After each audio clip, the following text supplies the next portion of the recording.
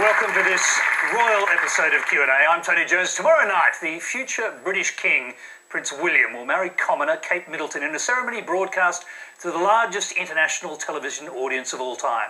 Australians will be amongst the most enthusiastic of viewers, we confidently expect.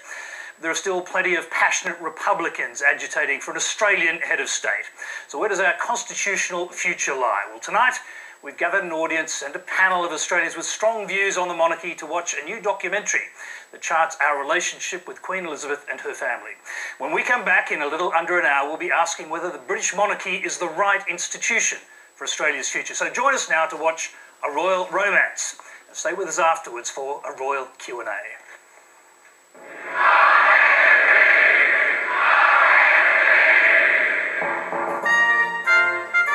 Almost 60 years ago, she ascended to the throne of Great Britain, Ireland, and the British dominions beyond the seas.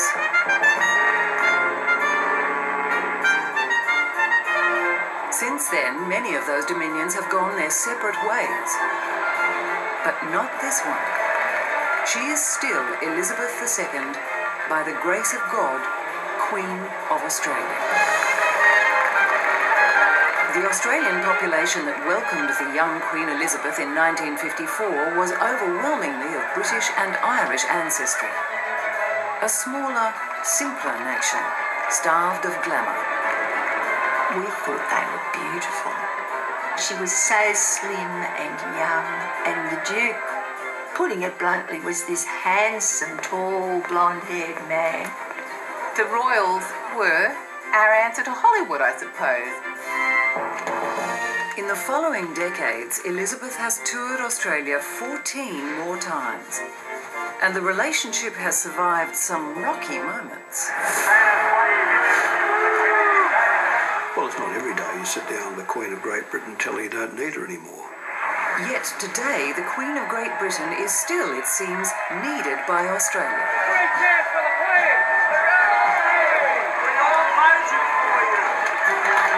Australia will not become a republic while the Queen is on the throne.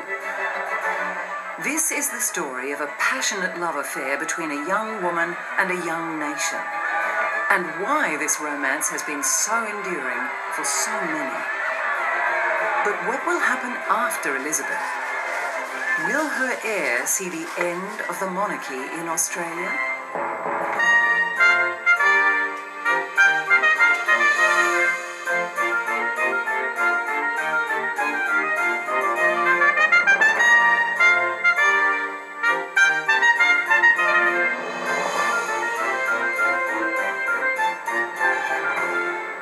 Do you know whose portrait is on the $5 note?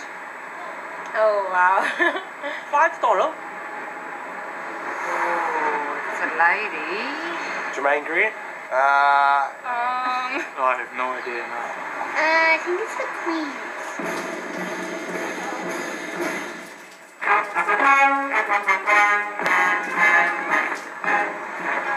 Many present-day Australians, whether native-born or migrant, find it hard to understand why a British monarch should still reign over us. I'm sure she's a very nice lady, but I think she's got little relevance to us. Everyone knows Queen Elizabeth. She's the nice queen. Tell you frankly, I don't really think much of her. I think she's great. I like her palace. Every little girl wants to be a princess, and she became the queen. She reminds me of my grandmother, actually. I think she represents a bygone era.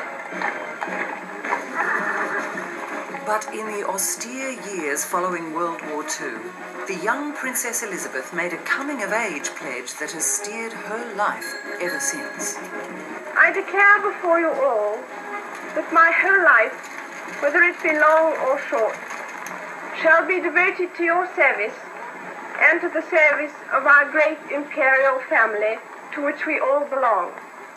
But I shall not have strength to carry out this resolution alone, unless you join in it with me, as I now invite you to do.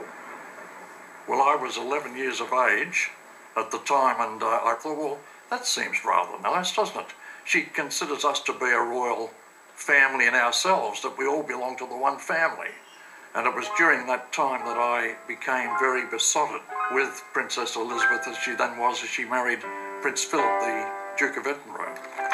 And that's how I became interested and started collecting newspaper scrapbooks and started putting them together, recording the various events and engagements that they undertook in the United Kingdom.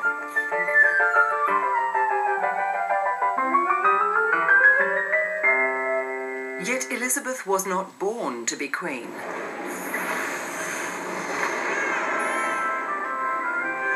She arrived into the world in 1926 with modest fanfare. Her father, the Duke of York, never expected to be king. The heir apparent was his older brother, Edward, Prince of Wales. The little Princess Elizabeth was destined for the life of a minor royal. But then, when she was 10, everything changed. In 1936, Elizabeth's uncle, King Edward VIII, publicly declared his love for an American divorcee, Mrs. Wallace Simpson. Crisis rocked the empire. Australia joined the other dominions in making clear it would not accept the king marrying a divorcee. So Edward abdicated. His younger brother Bertie succeeded him as George VI, and the new king's older daughter became the heiress presumptive. There was actually a vote in the British Parliament as to whether the monarchy should continue. It turned out to be a massive vote of confidence in the monarchy. But it showed the edge of the precipice, and from that point onwards, there was never any wavering. When in doubt, follow the dutiful, safe, precedent-laden path. Today, as the royal wedding draws near, the whole nation welcomes the opportunity of wishing long life and happiness to Her Royal Highness and to her fiancé. There was nothing dutiful about Elizabeth's choice of Philip Mountbatten. She'd loved him since she was 16. And so this vast, enthusiastic crowd around the palace on this royal wedding day. On the far side of the world, Australians listened to the broadcast of their wedding, enthralled. Of all the crowds in the streets of London, thrilling with emotion. Around the empire, an estimated 200 million tuned in. Have expressed in honest terms the love and the good wishes of the entire British Commonwealth to Elizabeth and Philip, their Royal Highnesses, the bride and bridegroom. After the war, when Princess Elizabeth married Prince Philip, that was a huge world event. And for those countries that were connected to Britain, that bore allegiance to the crown, this was a very big occasion. And it was after a very difficult time for the world. And here was this love story, this fairy tale, this princess is going to be the queen one day. And everyone lapped it up. But regard for Elizabeth and her family went far beyond mere celebrity worship. For most Australians, Britain was the motherland, and George VI a father figure. His early death in 1952 caused real grief.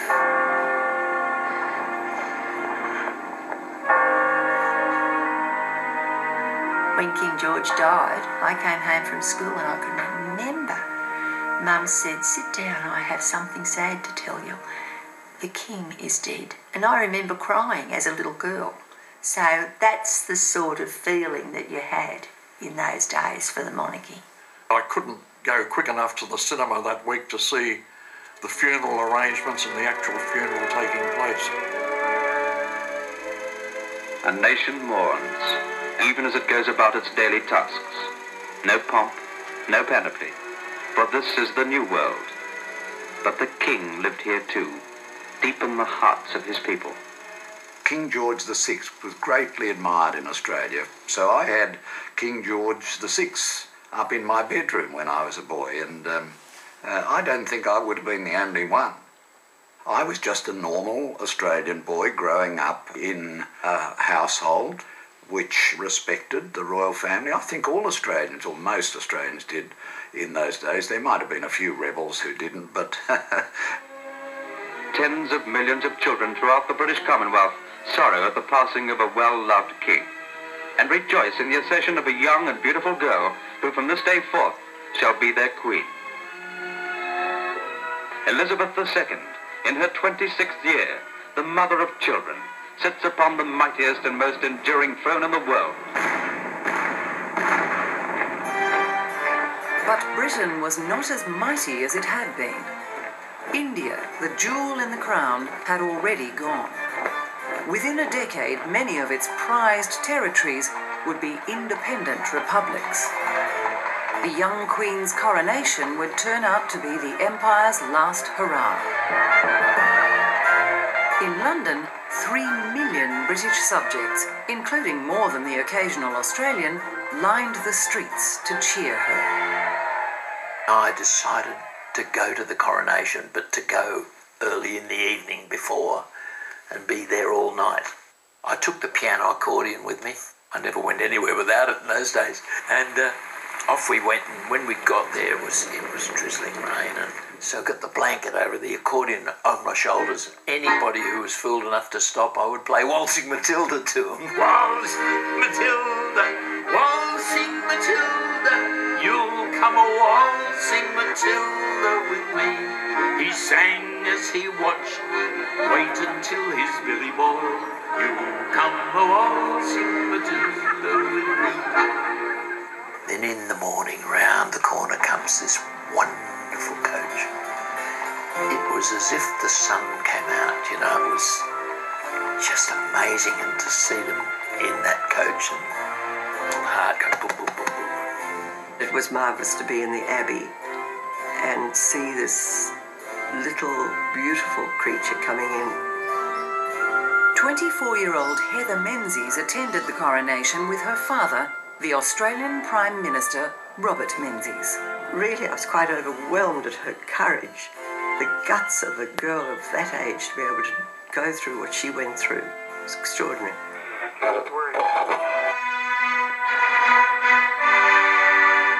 I present unto you Queen Elizabeth. Television hadn't yet arrived in Australia. Families tuned in to listen on the ABC. One of the most memorable things for me of the coronation was sitting on my mother's knee, and my mother speaking so enthusiastically, so warmly about the fact, wasn't it wonderful that Queen Elizabeth was so very young. It was made into a Technicolor film, the coronation, and I did go to the cinema to see it, and I wasn't very often taken to the cinema to see anything. The pomp was something else, the sheer luxury of it all. And she had such luminous skin, and she really did have a big, lovely smile. She was a very pretty queen. There's no doubt at all that for Elizabeth II, her coronation day was a religious experience, a spiritual experience, a mystical experience. She took immensely seriously the catechisms and the oaths and their origins. I can remember we all did in Britain, and we saw newsreels of children in Australia doing the same. It was perhaps the last real moment of Commonwealth communion in that old-fashioned way. 15